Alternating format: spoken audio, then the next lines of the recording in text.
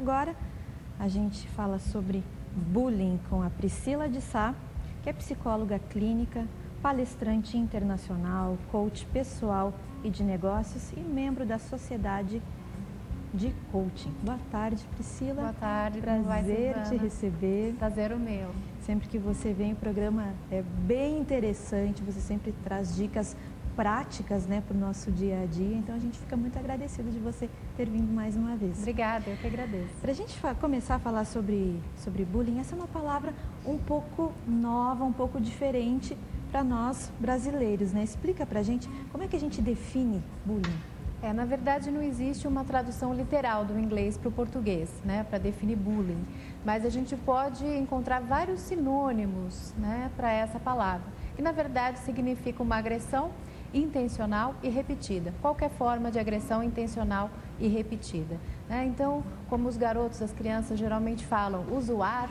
o pirraçar, né, o avacalhar, o xingar, o humilhar, o desprezar, o depreciar, enfim, tudo isso são manifestações do bullying. Agora, como é que a gente identifica o que é bullying e o que é atitude comum de criança? Porque as crianças, elas são muito sinceras, às vezes elas colocam apelidos, elas brigam e tudo isso faz parte da infância. Como é que a gente identifica quando isso está passando do limite? Na verdade, a criança é um pouquinho mais do que sincera. A criança é cruel. Né? É duro admitir, mas é verdade. Nossos anjinhos são cruéis.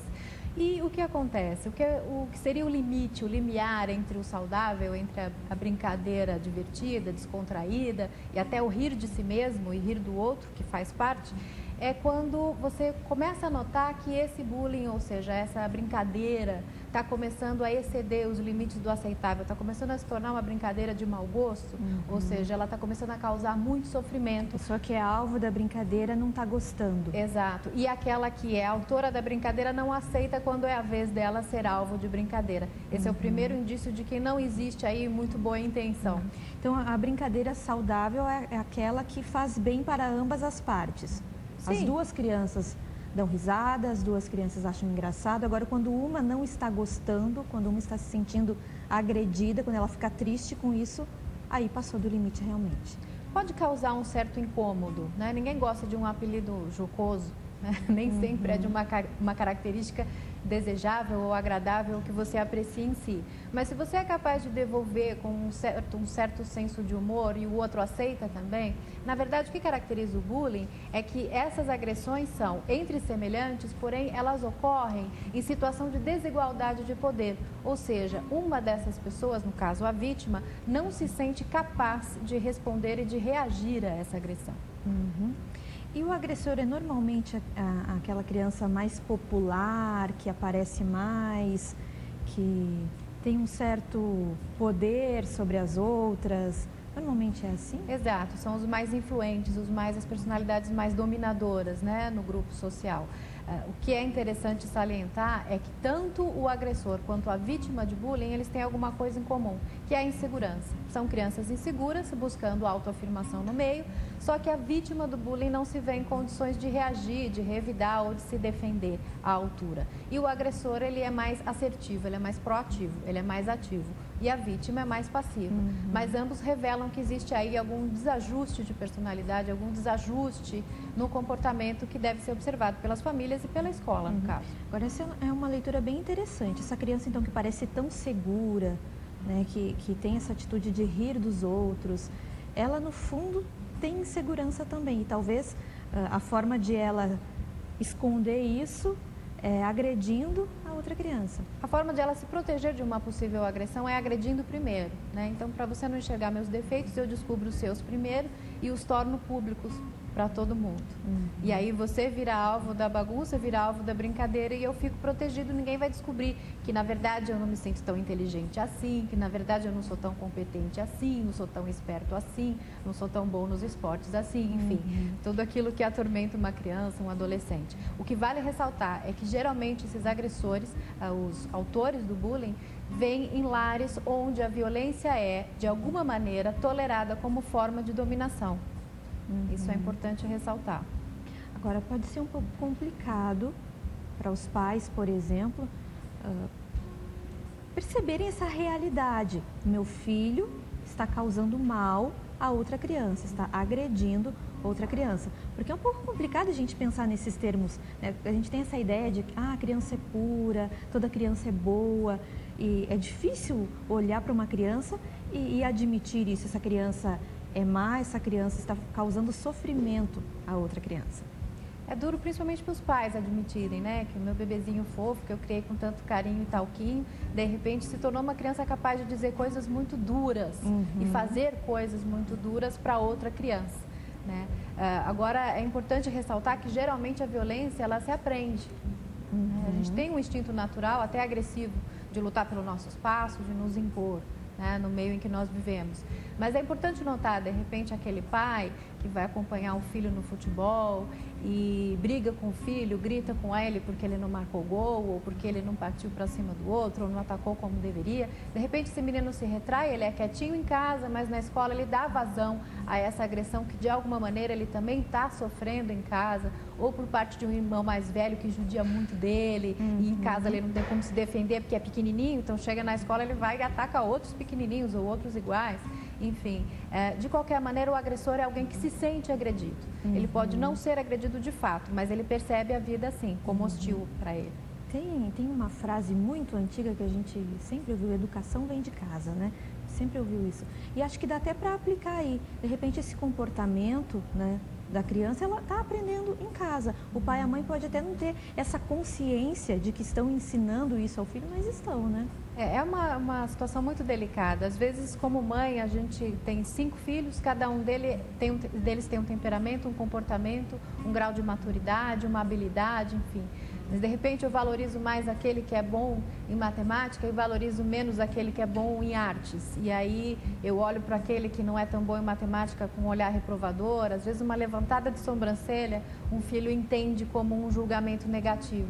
Isso, para ele, pode ser uma espécie de agressão. Para alguns, não. Uns são menos vulneráveis. Mas, para alguns, pode ser uma forma de agressão que ele desconta. Refletindo isso depois. Em outro ambiente. Eu estava vendo como a psiquiatra Ana Beatriz Barbosa Silva, que é autora daquele livro Bullying, Mentes Perigosas na Escola, que é um livro de referência, né, no assunto, ela falando sobre... Ela dá uma definição assim que eu achei muito forte, que o bullying é o mais forte utilizando o mais frágil como um mero objeto de diversão, de prazer, de poder, com o intuito de maltratar, intimidar, humilhar. É uma definição que pode, de fato, chocar pai, a mãe de uma criança que tem esse tipo de comportamento, né? Exato, tanto que está adquirindo um caráter de crime, né? Já não é mais um incidente escolar. A coisa já chega a parar na justiça, as ocorrências já chegam a parar na polícia. Enfim, é preciso que haja muita sabedoria e discernimento por parte tanto dos pais, tanto da família, de agressores e vítimas, e também de educadores, e também da sociedade, de uma certa maneira, para aprender o que é tolerável e o que não é, né? E distinguir exatamente, porque a linha é muito tênue entre o que pode ser aceito e o que não pode. Bom, queria falar um pouquinho sobre as consequências do bullying na vida. Vamos falar primeiro da vítima, né? Essa é a pergunta também do Pedro, do Tatuapé, aqui em São Paulo. Ele quer saber se o bullying pode traumatizar uma pessoa para a vida toda e se tem alguma idade em que o bullying pode ser mais traumatizador ou teria consequências mais negativas.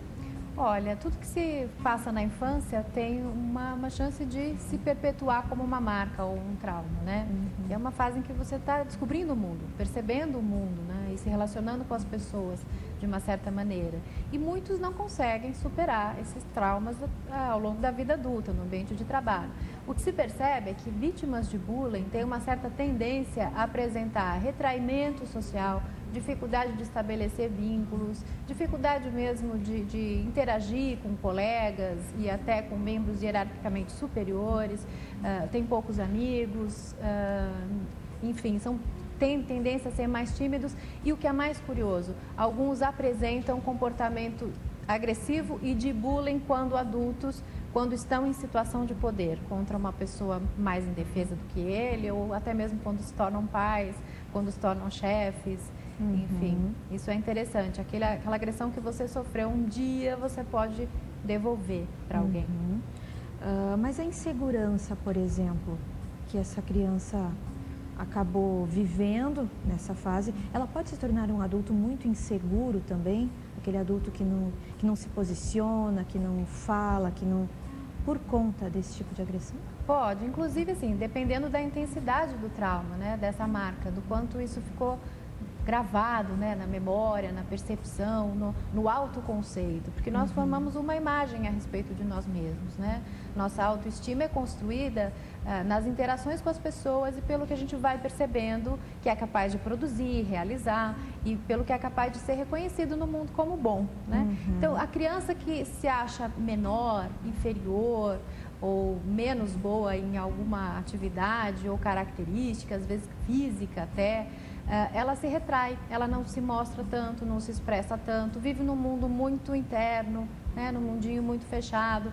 Logo, ela o quê? Ela não cativa outras pessoas, ela não obtém reconhecimento porque está sempre escondidinha. Então, a chance de se tornar um adulto que você olha e não sabe exatamente o que pensa, como sente, o que é capaz de realizar, é muito grande. A pessoa não tem segurança, né, para se colocar, para se posicionar, para dar sua opinião. E para arriscar também, né? Porque crescer nada mais é do que você arriscar, você enfrentar o desconhecido. Crianças inseguras enfrentam menos situações conhecidas e aí se desenvolvem menos porque arriscam menos também. Né? Agora há como também reverter isso. Agora, a violência física na escola também é bullying, né? Sim, é bullying e não deve ser tolerado em hipótese alguma. Né? A partir do momento em que chega a um embate físico, as marcas da agressão física, elas podem ser irreversíveis, inclusive ao cérebro de uma criança, porque ela ainda está formando. Então, a experiência da dor física, né, associada à humilhação, ela se torna um trauma mesmo visível até em exames de ressonância no cérebro, porque ela chega a causar um mal muito intenso e muito profundo, né, no organismo daquela criança. Então, a violência física tem que ser coibida sempre. Às vezes, a agressão verbal a gente não tem como detectar e não tem muitas vezes como impedir, mas a violência física deve ser sempre coibida. Agora, é um comportamento comum as crianças vítimas de bullying ficarem caladas, ficarem quietas, não reclamarem, não pedirem ajuda?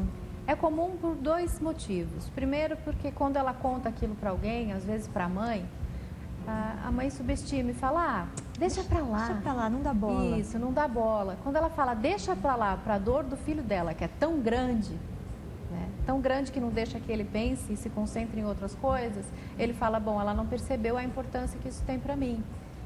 Então, ele se retrai, ele não conta mais por medo justamente de ser ridicularizado pela própria mãe. Ela está subestimando algo que para ele é muito importante. É o principal conflito da vida dele, né? A gente sabe, crianças e adolescentes, o que é? A vida social é tudo, né, para eles. Então, eles têm menos capacidade, menos tolerância, menos grau de suportabilidade à rejeição do grupo. Então, não é para falar em hipótese alguma, deixa para lá. Ao contrário, é para estimular que o filho fale, que a criança exponha.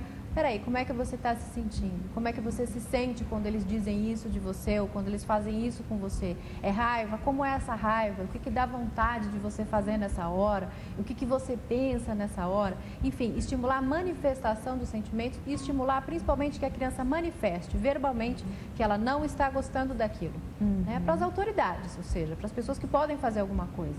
Para os outros amigos, para o diretor, para a professora, enfim, para a coordenadora, para quem está ali, né, de adulto, que pode ajudá-la.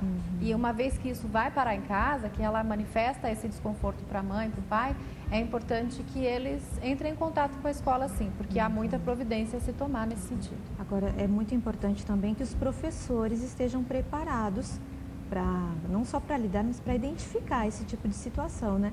Porque muitas vezes a criança fala com o pai, fala com a mãe, e não tem essa resposta que ela precisa, a pessoa que está próximo, que está naquele ambiente onde tudo acontece, é o professor. O ideal é que tenha um preparo para identificar, né? Hoje em dia, eu acredito que os profissionais, tanto da educação e mesmo os envolvidos na escola, em casa, têm mais acesso à informação e são mais preparados para detectar esse tipo de situação, esse tipo de conflito em sala de aula, e até para perceber, né, eles têm mais sensibilidade para perceber que a criança está retraída, não está rendendo bem na escola, não está conseguindo se concentrar, passa ali, né, aquele intervalo, o recreio sozinha num cantinho, enfim, tudo isso é sintoma de que ela pode estar sofrendo algum tipo de agressão. Agora, a gente não pode se esquecer que até bem pouco tempo atrás eram os professores que praticavam bullying, quando falavam que iam trazer uma orelha de burro para colocar naquele que não acertasse a conta, o resultado, enfim. A gente não pode se esquecer, não faz muito tempo isso. Então, é por isso que nossos pais, nossos avós, os pais dessas crianças, os avós dessas crianças, às vezes não têm muita sensibilidade. Acho que isso é bobagem. Acham que é bobagem, mas a criança de hoje ela é mais vulnerável mesmo, porque ela é mais mimada, ela é mais bem tratada, ela tem o quarto com a TV dela, ela, né, já vem toda de uma geração que pratica psicologia, digamos assim. Né? Então, é importante entender que essas crianças têm menos resistência do que nós tivemos a ouvir um gorda baleia, saco de areia, por exemplo. Bom, daqui a pouquinho a gente pergunta para a Priscila como é que os pais devem agir se identificarem que o filho é vítima ou é um agressor. A gente vai para o nosso intervalo agora, rapidinho, em 2 minutinhos a gente está de volta. Até já.